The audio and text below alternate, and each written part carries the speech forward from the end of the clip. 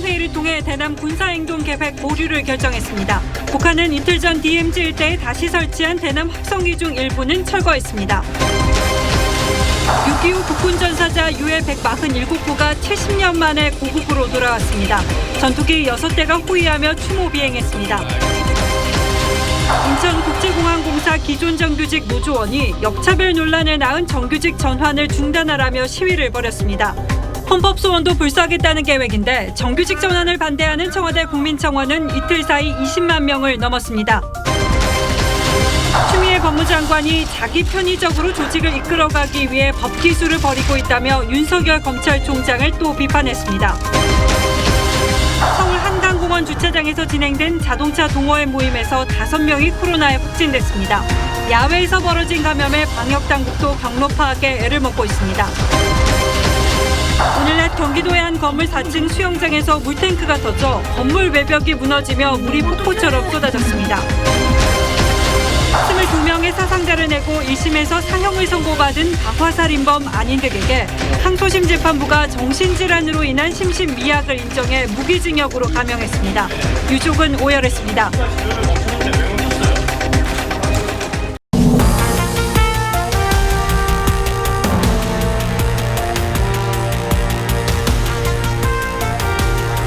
여러분 안녕하십니까? 뉴스9의 신동욱입니다. 북한의 행동이 종잡을 수가 없습니다. 며칠 전만 해도 연락사무소로 폭파하고 금방이라도 도발할 듯 막말을 퍼붓더니 오늘은 또 뒤로 물러섰습니다.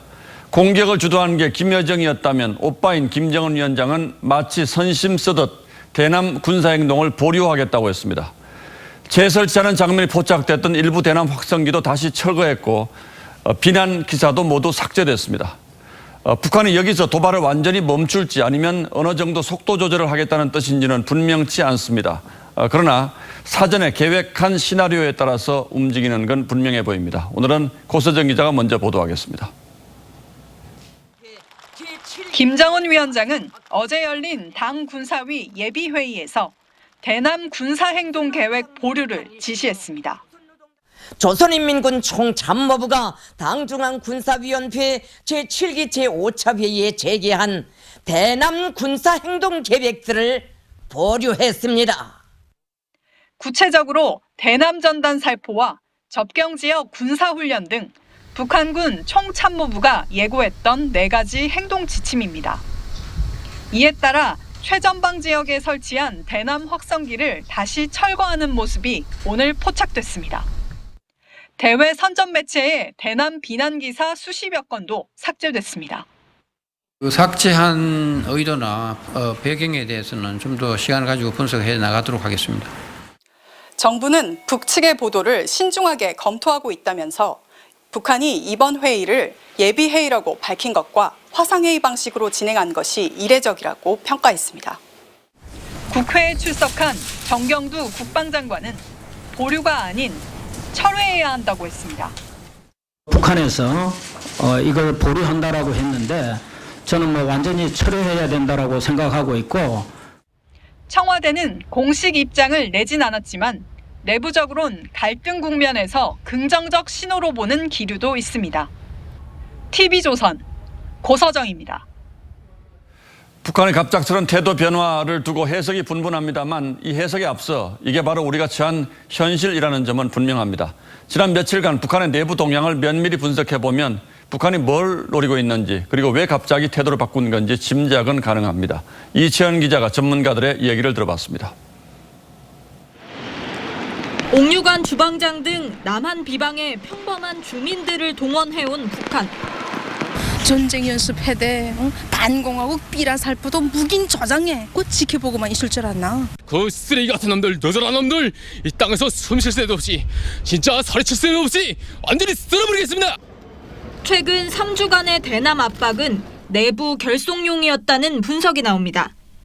내부의 어떤 불만이라든가 지도자 능력에 대한 의구심 이런 것들을 외부의 증오로 돌리기 위해서 기획됐던 것들이고요. 그게 웬만큼 차그라들었기 때문에 연락사무소 폭파와 총참모부의 경고로 대내 결속을 얻었고 남한으로부턴 대북 전단에 대한 강한 제동을 얻어내 소기의 목적을 달성했다는 겁니다. 실제 도발로 확대될 경우 북한의 피해가 더 클 거란 전략적 판단을 했을 수도 있습니다. 확성기 전쟁이 시작될 경우에 이것이 자칫 이 군사 분계선상 북한 주민들이나 군인들의 심리 동요를 가져올 수 있어서 극적인 결단을 내리는 모양새를 보여준. 김정은 집권 후 처음 열린 예비회의에는 핵미사일 핵심 리병철이 참석했고 북한은 도발 중단이 아닌 보류라는 표현을 사용했습니다. 전문가들은 북한이 잠수함 발사 탄도미사일 발사나 새로운 전략무기 공개를 이어갈 가능성도 있다고 분석했습니다. TV조선 이채연입니다. 그런데 미국은 북한이 비핵화 협상 중에도 핵무기를 계속 개발해온 것으로 의심하고 있습니다. 아직 알려지지 않은 핵시설이 있을 가능성도 있다면서 대북 제재를 유지하겠다는 점을 분명히 했습니다. 이어서 송지욱 기자가 전하겠습니다.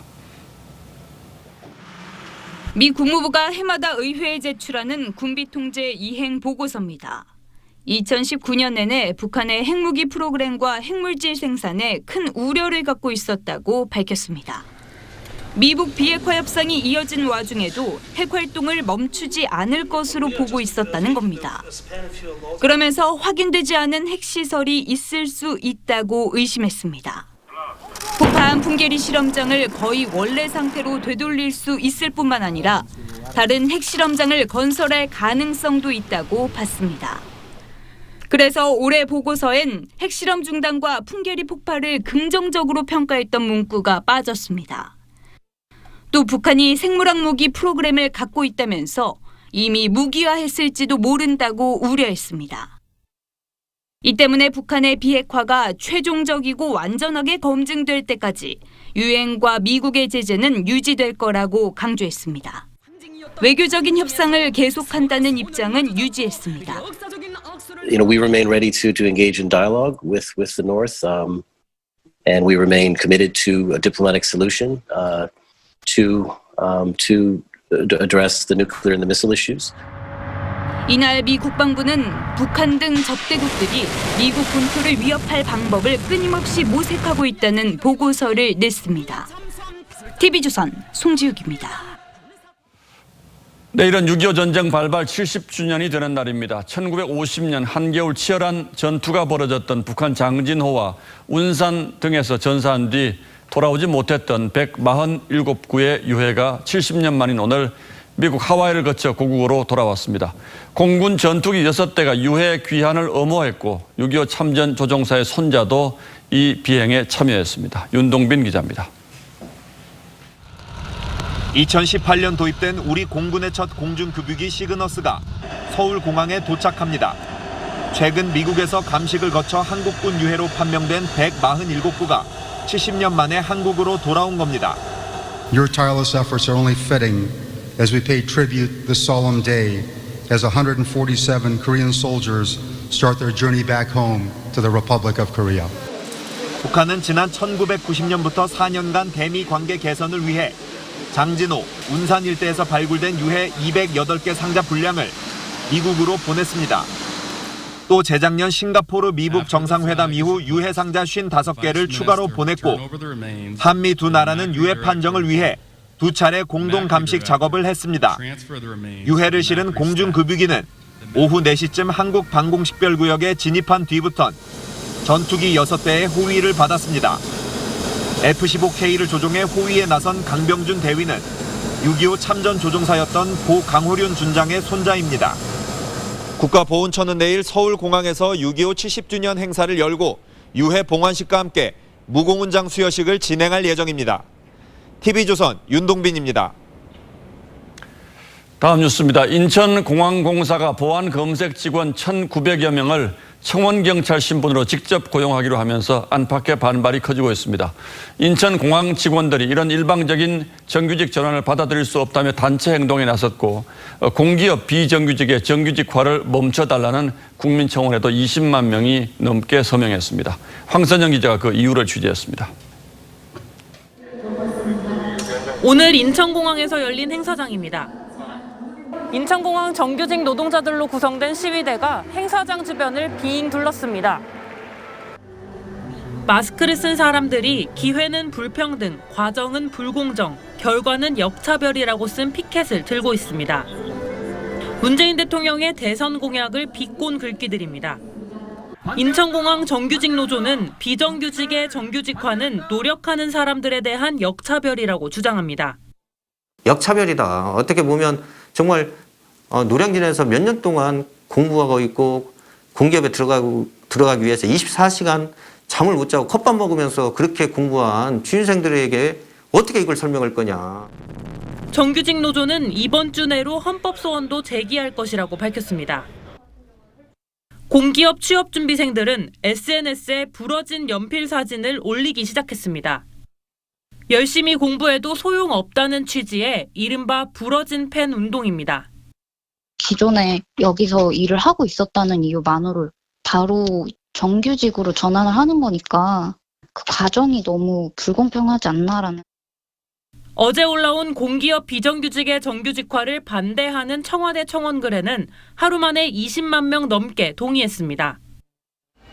의무 답변 기준을 넘어서면서 청와대도 침묵할 수 없는 상황이 됐습니다. TV조선 황선영입니다.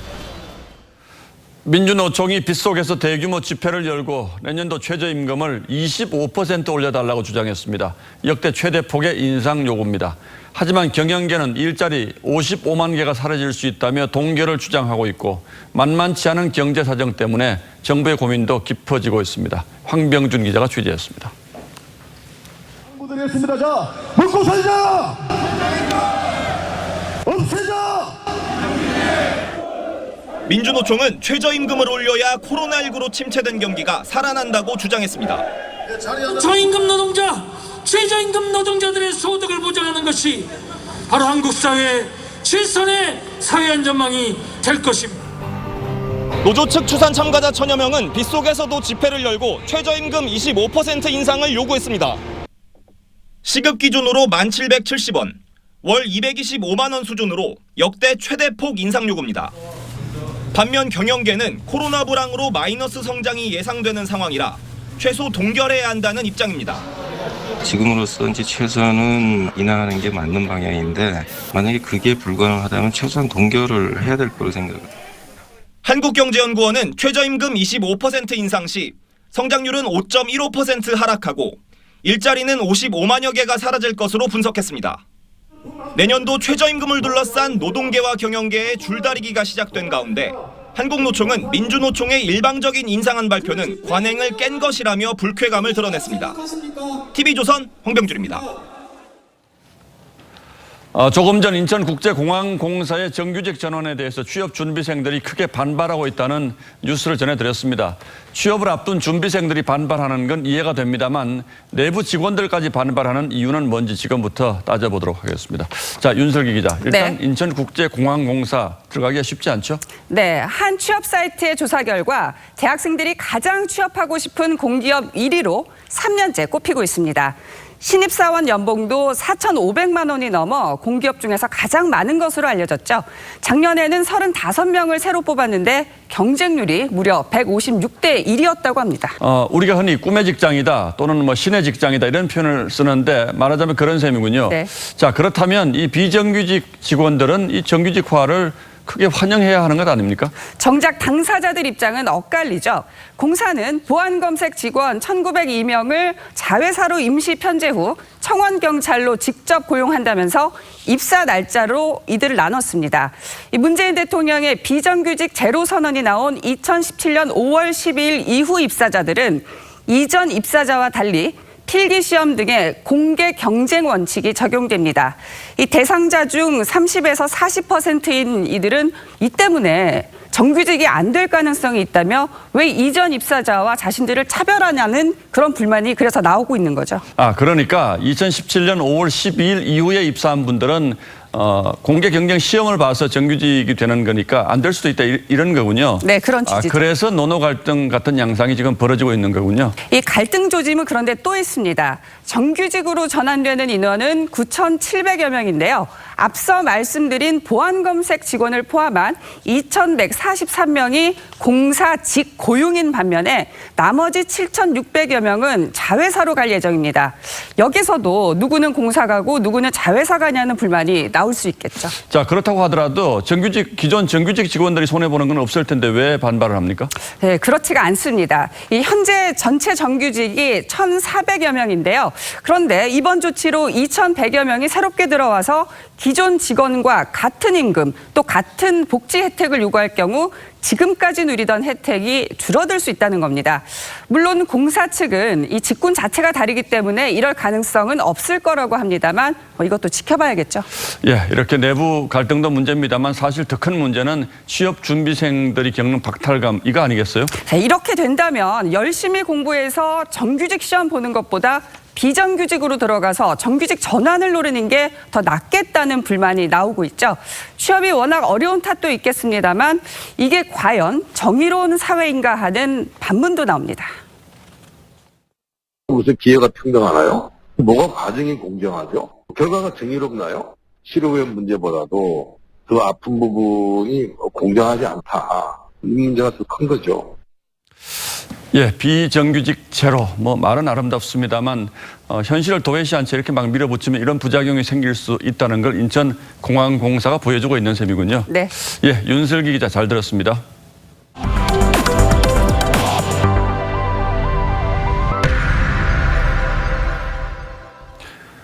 소규모 집단 감염이 도무지 멈출 줄을 모르고 해외 유입도 이어지면서 코로나19 신규 확진자가 다시 50명대로 늘었습니다.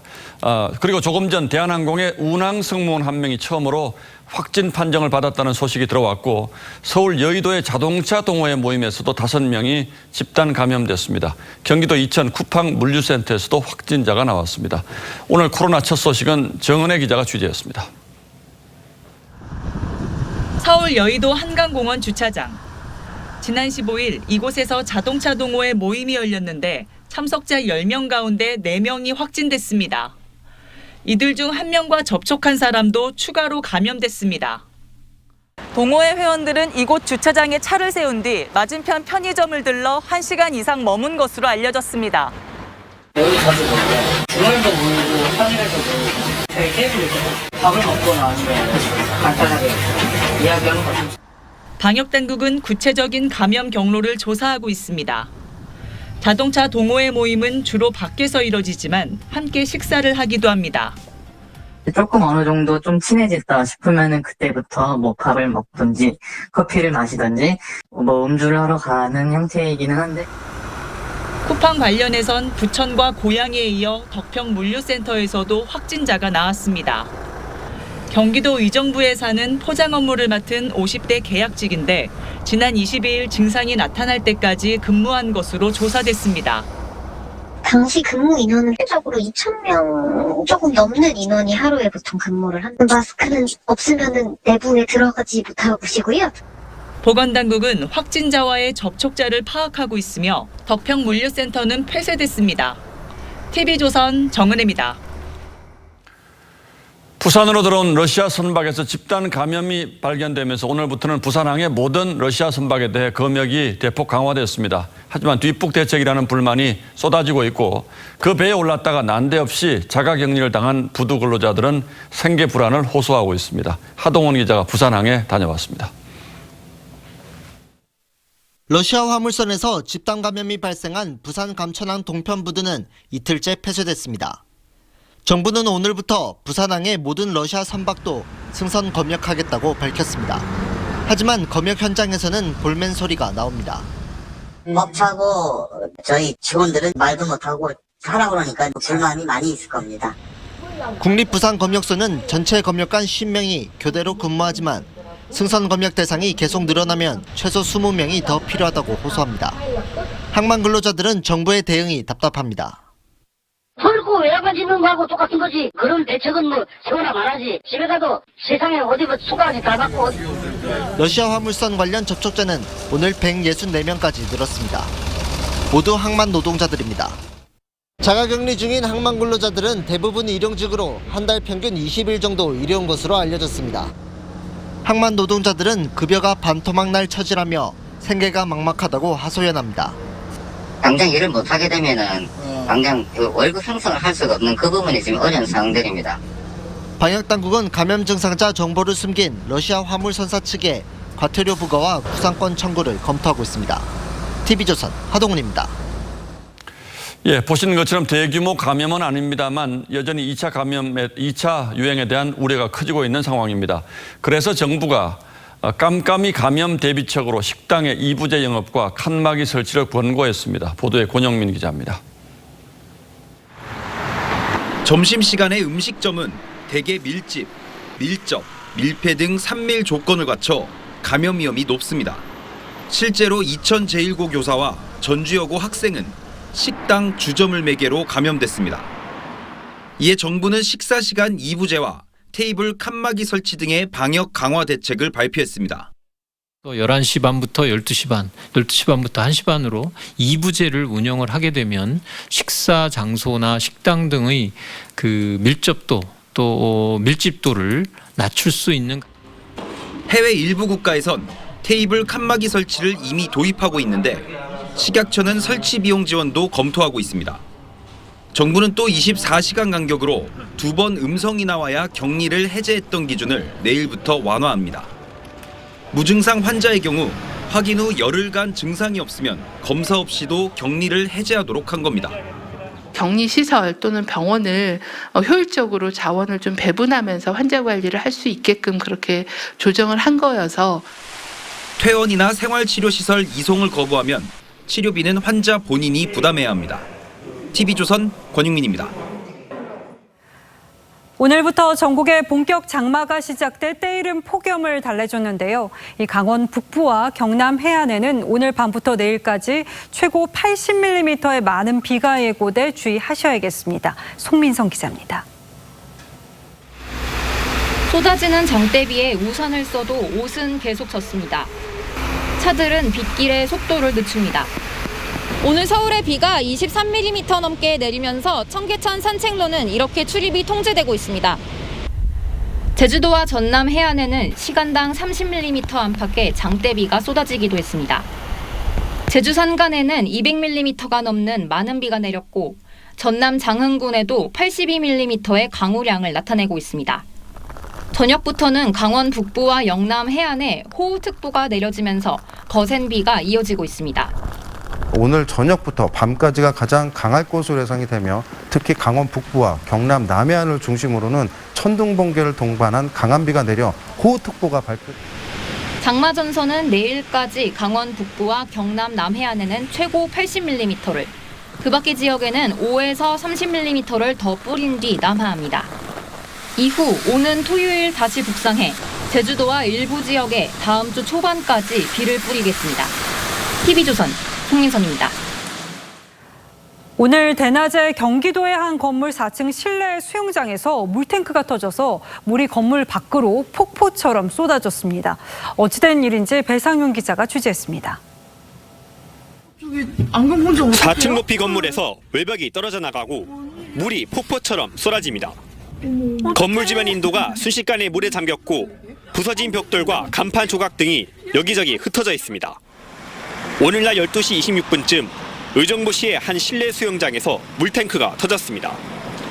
물탱크에 저장된 물 40톤이 10분 정도 길거리로 쏟아졌습니다. 갑작스런 물벼락에 주변 일대가 침수되는 등 물 난리를 겪었습니다. 갑자기 일어나는 동시에 펑 소리가 나갖고 나다 보니까 갑자기 막 4층에서 폭포수처럼 물이 쏟아지는 거예요.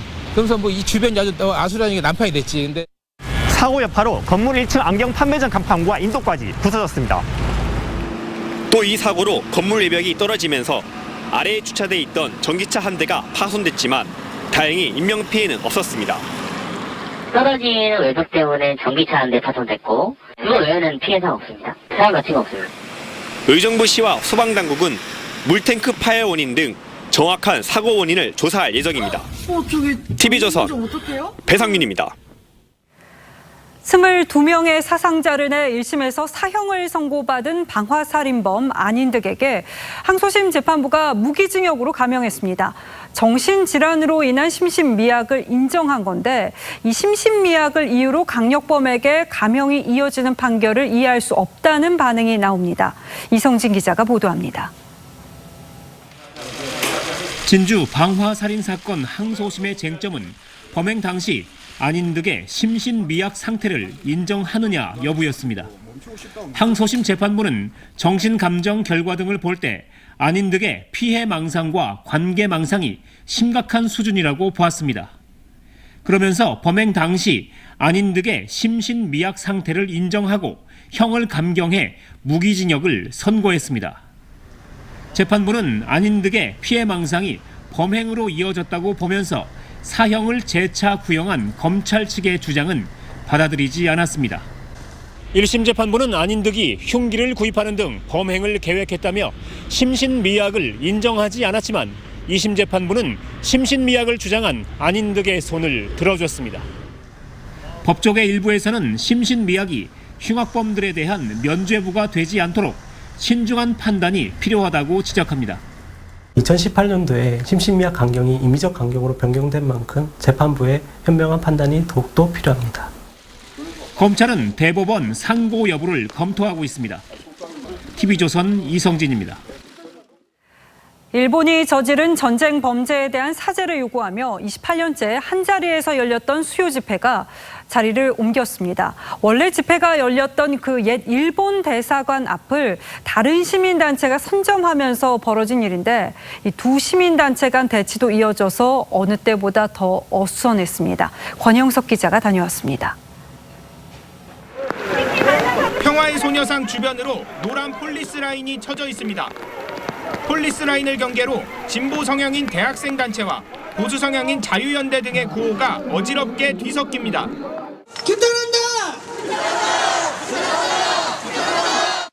다른 단체가 먼저 소녀상 앞 집회를 신고해 오늘 수요 시위는 이처럼 인근 인도에서 진행됐습니다.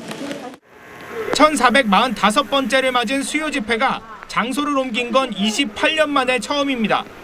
온몸이 상처투성이가 되어도 이 자리에 있겠습니다. 여러분들이 함께하는 한 이 자리는 계속될 것입니다. 현장 충돌 가능성에 경찰 400여 명이 투입됐습니다. 경찰은 집회 신고 없이 평화의 소녀상을 점거한 대학생 단체의 해산을 요구했지만 받아들여지지 않았습니다.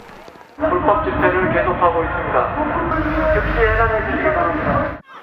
자유연대 등이 앞으로 한 달 동안 소녀상 앞 집회 신고를 마친 상태여서 수요 집회를 둘러싼 마찰은 불가피할 전망입니다.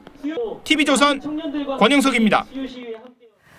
황제 복무 논란이 일었던 부대에서 이번에는 성희롱과 성추행 의혹이 불거졌습니다. 한 부사관이 상습적으로 병사들에게 성적 발언과 폭언을 했다는 건데 국방장관은 이딴 논란에 대국민 사과했습니다. 조덕형 기자가 보도합니다. 미성년자를 어떻게 해도 걸리지만 않으면 된다. 부하병사의 특정 신체 부위를 가리키며 허락받고 만져라. 시민단체인 군인권센터에 접수된 공군 제3방공유도탄 여단 A중사의 발언들입니다. 군인권센터 측은 A중사가 이외에도 병사를 뒤에서 안거나 벽에 밀치고 껴안는 성추행과 자살 예방 교육 중 나약해서 자살하는 거다 등의 폭언을 했다는 신고도 접수됐다고 전했습니다.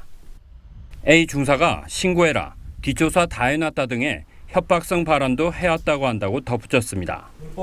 정경도 국방부 장관은 확인이 되면 거기에 맞는 응분의 조치를 하겠다고 했고 황제 복무 논란 등에 대해서는 사과했습니다. 최근에 여러 가지 군기강 해이 사례가 우리 국민들께 송구스럽게 생각하고 무거운 책임감을 느끼고 있습니다. A중사에 대한 신고는 국방부가 운영하는 헬프콜에도 접수된 상태로 공군 관계자는 아직 군사경찰이 수사 중인 사안이고 의혹이 사실인지 여부는 지켜봐야 한다고 했습니다. TV조선 조덕현입니다. 추미애 법무장관이 법 기술을 부리고 있다면서 윤석열 검찰총장을 우회적으로 또 비판했습니다. 문재인 대통령이 추 장관과 윤 총장 간의 협력을 당부해서 윤 총장이 추 장관의 요구를 받아들인 게 불과 어제 그제 일이죠. 추 장관의 비판이 어떤 상황에 대한 불만을 얘기하고 있는 건지 이재준 기자가 보도합니다. 추미애 법무부 장관의 날선 발언은 제57회 법의 날 기념식 축사에서 나왔습니다. 자기의 편의적으로 조직을 이끌어가기 위해서 법 기술을 부리고 있다 하는 점 대단히 유감으로 생각하고요. 지목하진 않았지만 윤석열 검찰총장에 대한 경고라는 게 법조계의 일반적인 시각입니다. 특히 법 기술을 부리고 있다는 표현까지 썼는데 대검이 한명숙 전 총리 관련 진정사건 처리 등에서 여러 규정을 들어 이견을 냈던 점과 채널A 기자와 관련된 사건에 대해 전문 수사 자문단 소집을 결정한 것을 비판한 것으로 해석됩니다. 대검은 추 장관의 발언에 특별한 입장을 내놓지 않았습니다. 한편 박철환 부산고검 검사는 내부통신망에 채널A 기자 관련 사건과 관련해 언론 보도를 보니 동료 가운데 누군가 언론의 취재원 역할을 하는 것 같다는 글을 썼습니다. 그러면서 언론을 통해 동료에게 칼을 꽂는 행위는 검사로서 절대로 해서는 안 되는 일이라고 했습니다. TV조선 이재중입니다. 예, 다음 뉴스입니다. 좀 덜 덥고 숨쉬기도 편한 비말 차단 마스크가 오늘부터 대형 마트에 풀렸습니다. 내일부터는 일부 편의점에서도 이 마스크를 살 수 있긴 한데 초기 마스크 대란 때처럼 사기가 쉽지 않을 것 같다고 합니다. 그 이유를 서영일 기자가 취재했습니다. 길게 줄을 선 사람들. 번호를 부르자 번호표를 내고 상자 하나를 받습니다. 여름철에 숨쉬기 편한 침방울 차단 전용 마스크, 이른바 비말 마스크입니다. 오늘 11시쯤에 판매하니까 가서 번호 받으라고 그래서 왔어요. 내가 10시에 왔어요. 문 열자마자. 몇 번 받으셨어요, 그럼 번호표? 47번. 오늘부터 전국 대형마트 20곳에서 비말 차단 마스크 판매를 시작하자 아침부터 긴 대기줄이 생겼습니다. 이마트는 마스크 구매 전용 번호표를 오전 10시부터 이렇게 1인당 한 장씩 나눠줬는데 1시간 반 만에 100장 모두 마감됐습니다. 한 사람이 구매할 수 있는 양은 20장들이 한 박스뿐이었지만 금세 팔려나갔습니다. 이렇게 빨리 매진이 될 줄을 몰라서 좀 당황스럽기도 하고 그러네요. 비말 차단용 마스크는 지난 5일부터 온라인 판매가 시작됐는데 사람들이 몰리면서 홈페이지가 마비되기도 했습니다. 당국은 여름철을 맞아 공급량을 늘릴 계획입니다.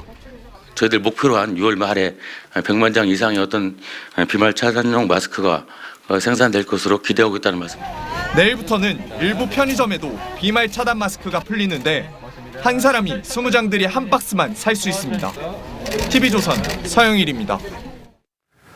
새로 짓는 서울 강북 지역의 한 아파트가 어제 1순위 청약을 받았는데 2만 명 넘는 사람들이 몰려서 대성황을 이뤘다고 합니다. 정부의 부동산 대책으로 결국 청약 시장으로 부동산 자금이 몰릴 거란 예상이 있었습니다만 그 예상대로 지금 시장이 돌아가고 있는 겁니다. 이게 어떤 의미가 있는지 지선호 기자가 자세히 설명하겠습니다. 서울 용두동의 한 재개발 아파트 단지 공사 현장. 어제 끝난 1순위 청약에 2만 200여 명이 몰려 평균 53대 1의 경쟁률을 기록했습니다. 분양가가 3.3제곱미터당 평균 2,700만 원으로 강남권 분양가와 비교해 별 차이가 없는 가격이지만 7개 타입은 세 자릿수 경쟁률을 기록할 정도로 청약자들이 몰렸습니다. 거의 70점은 돼야 안심한다 이렇게 말씀들 하시고 65점 이런 분들 당황하시더라고요.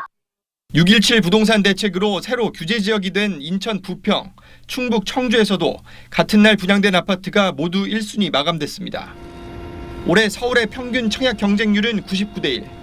6.17 대책 이후에도 분양시장의 과열 양상은 식을 줄 모릅니다. 시중에 3천조 원의 유동자금이 풀려있는 데다 집을 미리 사놓아야 한다는 무주택자들의 조급함까지 더해져 청약과 분양의 문턱은 계속 높아지고 있습니다. 기존 아파트 가격이 너무 올라서 내 집 마련하기에는 부담스럽다 보니까 상대적으로 저렴한 신규 분양 쪽으로 수요자들의 관심이 쏠리고 있는 것. 국토교통부는 청약 과열에 대해 낮은 가격의 아파트가 지속적으로 공급된다는 신호가 확대되면 장기적으로 안정화될 것이라고 밝혔습니다. TV조선 지선호입니다.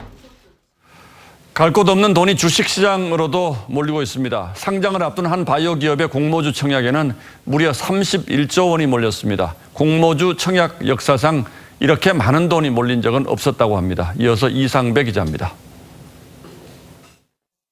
신약개발 회사인 SK바이오팜. 지난 2011년 SK의 생활과학 사업 부분이 분할되면서 설립된 중추신경 관련 신약개발 업체입니다. 지난 5월 독자 개발한 뇌전증 치료제가 미국 FDA 승인을 받으면서 주목받기도 했습니다. 이 회사가 코스피 상장을 앞두고 어제부터 일반 투자자를 대상으로 청약 신청을 받았습니다.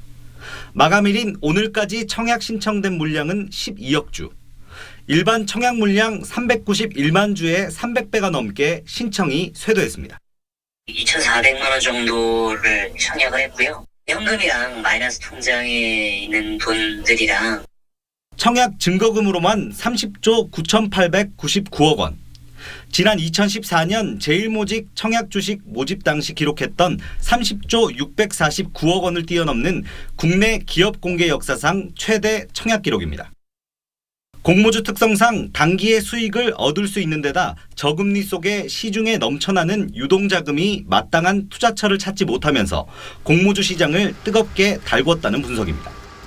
바이오 주식에 대한 관심도가 상당히 높아져 있는 상태이고요. 유동성이 굉장히 큰 폭으로 늘어나 있는 상황이기 때문에 주식 시장으로의 자금 유입이 SK바이오팜은 다음 달 2일 유가증권 시장에 상장됩니다. TV조선 이상배입니다. 미 대선이 4개월 앞으로 다가왔는데 트럼프는 첩첩산중입니다. 볼턴 전 백악관 보좌관의 회고록으로 곤욕을 치르는 중인데 이번에는 조카 딸이 책을 내서 트럼프 일가의 추문을 폭로할 거라고 합니다. 여기에 대선 상대인 조 바이든은 오바마라는 천군만마를 얻었습니다. 박소영 기자입니다. 트럼프 대통령 형의 딸 메리 트럼프가 쓴 책입니다. 다음 달 출간될 이 책에는 유산 상속 비화 등 트럼프 일가의 추문들이 담겼습니다. 동생 로버트 트럼프가 즉각 출판 금지 가처분 신청을 냈지만 벌써 아마존에선 예약 순위 5위에 올랐습니다. 볼턴에 이어 조카까지 트럼프가 사면 초가에 몰린 사이 상대 후보 바이든은 오바마 전 대통령의 지원을 등에 업었습니다. 존재감이 약한 바이든을 도와달라고 호소했는데 온라인으로 한 번에 1,100만 달러를 모았습니다. There's nobody that I trust more to be able to heal this country and get it back on track than my dear friend Joe Biden.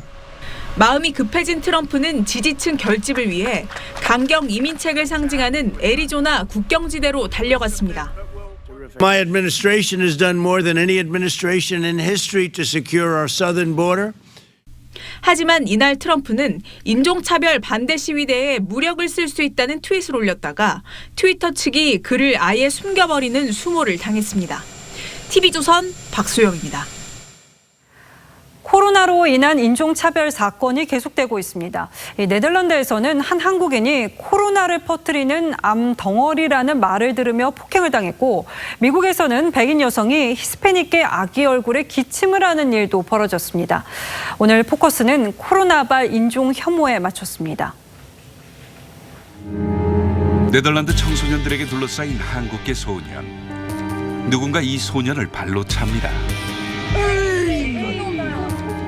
이들은 코로나에 걸린 암덩어리라는 인종차별적 발언까지 했습니다. 얼마 전 캐나다에서 백인 남성이 지나가던 아시아계 여성을 이유 없이 때렸고 프랑스 지하철에선 흑인 남성이 동양인에게 막말을 쏟아냈죠.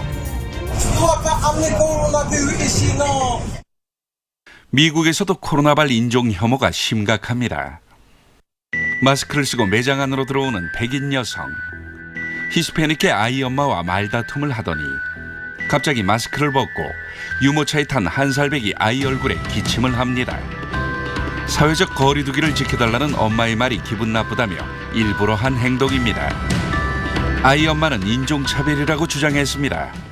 Me and my grandma are Hispanic, and she started telling me about my distance and harassing me and my son once I started speaking Spanish to my grandma. 뉴욕의 또 다른 상점. 한국인 직원이 흑인 남성에게 마스크를 써달라고 요구합니다. 그러자 이 남성은 넌 어디서 왔냐며 한국인의 얼굴을 때리고 발길질까지 합니다. 얼마 전 인근의 다른 편의점에서도 백인 남성이 이민자들 때문에 코로나19가 터졌다며 한국인 남성을 밀쳐 넘어뜨렸죠. 이렇게 미국 곳곳에서 코로나가 촉발시킨 동양인 혐오가 끊이지 않고 있습니다. 실제 지난 2월부터 4월까지 아시아인을 대상으로 한 인종차별 신고 건수도 117건으로 1년 전보다 10배 넘게 늘었습니다. 하지만 트럼프 대통령은 오히려 인종 갈등을 부추기는 듯한 발언을 이어가고 있죠.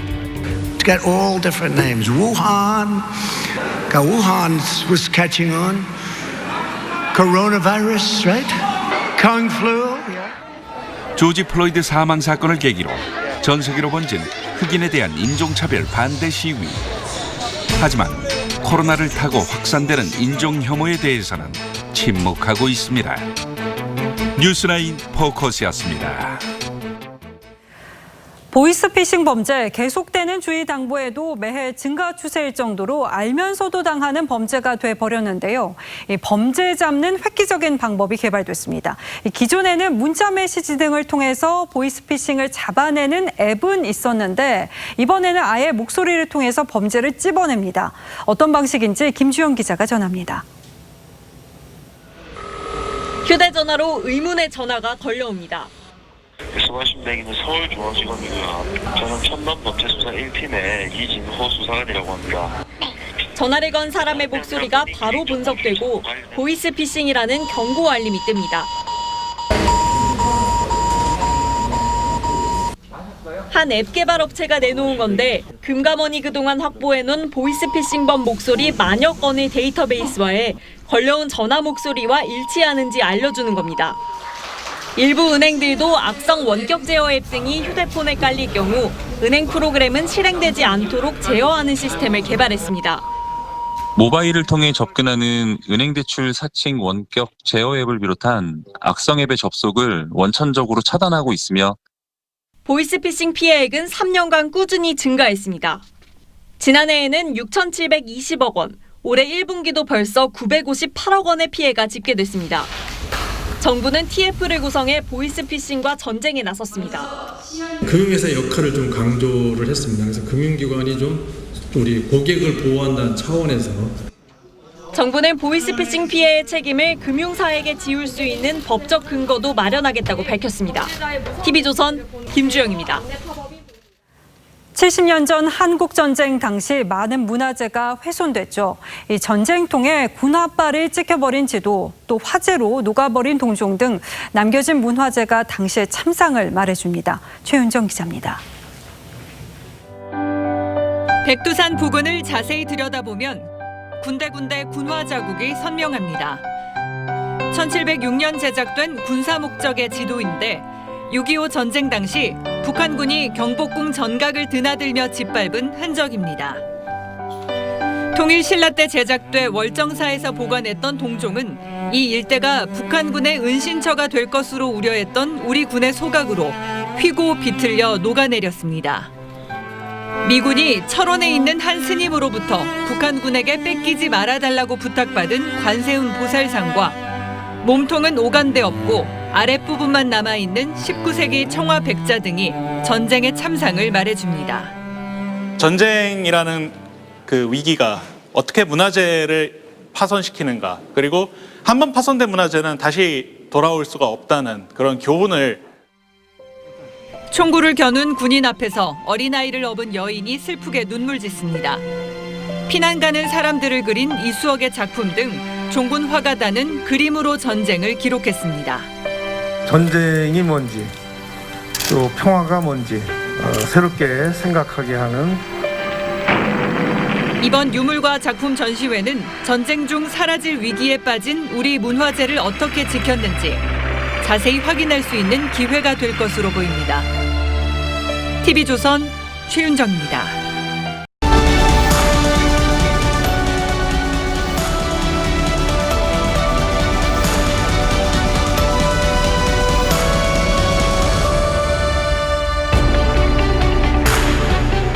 시인이 아침 신문에서 오늘의 운세를 봅니다. 칼슘을 많이 섭취하고 몸을 따뜻히 하랍니다. 그래서 우유도 2잔, 멸치볶음도 한 접시 다 비웠습니다. 내복 입고 방 따뜻하게 덮였습니다. 왜 그래야 하는지는 묻지 않았습니다. 운명이니까. 운수소관이라는 말이 있습니다. 모든 일이 능력이나 노력에 상관없이 운에 달려있다는 생각이죠. 하지만 수많은 청춘들은 고생 끝에 낙이 온다는 고진감래를 믿습니다. 컵밥으로 끼니를 때우고 고시원에서 쪽잠 자는 젊음들을 시인이 응원합니다. 합격해도 3,000원, 떨어져도 3,000원. 컵밥에 공짜는 없다. 절망은 팔지 않는다. 흙수저 탓하지 말고 금수저 욕하지 않는 청춘엔 깨지고 터질 실패의 자유가 있다. 맛있네요.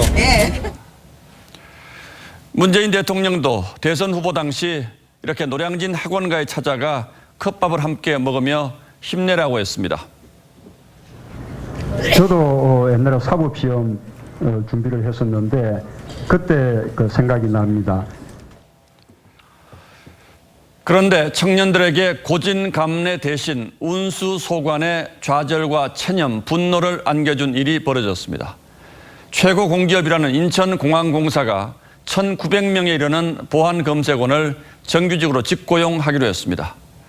당장 청와대 국민청원을 비롯해 젊은이들의 자주 섞인 하소연이 쏟아졌습니다. 운 좋으면 정규직 되는데 공부는 해서 뭐 하느냐라거나 노력하는 사람을 역차별하는 일자리 로또라는 말도 나왔습니다.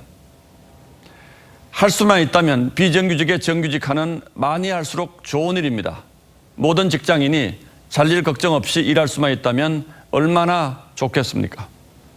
그래서 비정규직 제로라는 정치적 구호에 누구나 혹하기 쉽습니다. 하지만 현실을 외면한 비정규직 제로는 어떻게든 탈이 나기 마련이죠. 이미 여러 공기업에서 인건비 부담이 가중되고 고용 세습 논란이 벌어지기도 했습니다. 무엇보다 정규직 전환이 누군가의 공정한 기회를 빼앗는 것이어서는 결코 안 될 것입니다. 기회는 평등할 것입니다. 과정은 공정할 것입니다. 결과는 정의로울 것입니다. 하지만 젊은이들은 되묻고 있습니다. 지금 벌어지는 일들이 과연 평등한 기회, 공정한 과정이냐고, 그렇다면 결과가 정의로울 수 있겠느냐고 말입니다. 하늘은 스스로 돕는 자를 돕는다고 했습니다. 행운은 눈이 멀지 않아서 노력하는 사람에게 찾아간다는 격언도 있습니다. 하지만 지금 대한민국 청년들에게는 이 모든 것이 공허한 말이 아닐는지 다시 한번 생각해 보게 됩니다. 6월 24일 앵커의 시선은 정의가 이런 것입니까? 였습니다.